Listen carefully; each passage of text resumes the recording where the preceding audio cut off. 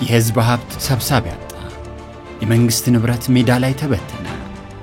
በሀብቱ ላይ ስልጣን የተሰጠው ተቋም እንኳንስ ንብረቱን ሊጠብቅ ራሱ የሞት አፋፍ ላይ ደርሷል። በጣም ተስፋ የሌለው ለመሞት ጫፍ ላይ ደረሰ። ስለ 1 ቢሊዮን ብር የግሮሮ ለግሮሮ ትንቅንቅ እያከራዩ ገንዘብ የሚያገኙበት የሚነግዱበት ይሄን ቤት እኮ በተለቅልኝ ኪራይ ቤቶች ካሉት ቤቶች እኮ ምንም አይደለም። በየጊዜው ያዘናጉ ከተቋሙ የወጡ ሀብቶች ናቸው።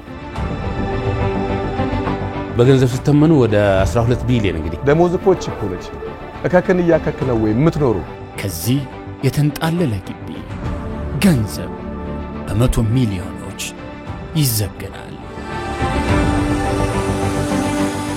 ፈንጂ መርገጥ ማለት ነው። ለእውነት የቆምን ስለሆነ አንፈራ። 13 ችሎት ላይ ክርክር አድርገናል። ገብተንበታልና በድፍረት መውጣት አለበት። ማባበል እኛ በመንሰጥህ ገንዘብ የተሻለ ቤት ልትሰራ ትችላለህ። ማስፈራሪያ አንተውም በእኛ ህይወታችን መታችሁ ህይወታችሁም እስከማለት አለ።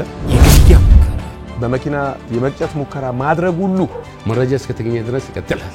ይህ የ12 ቢሊዮን ብር ትንቅ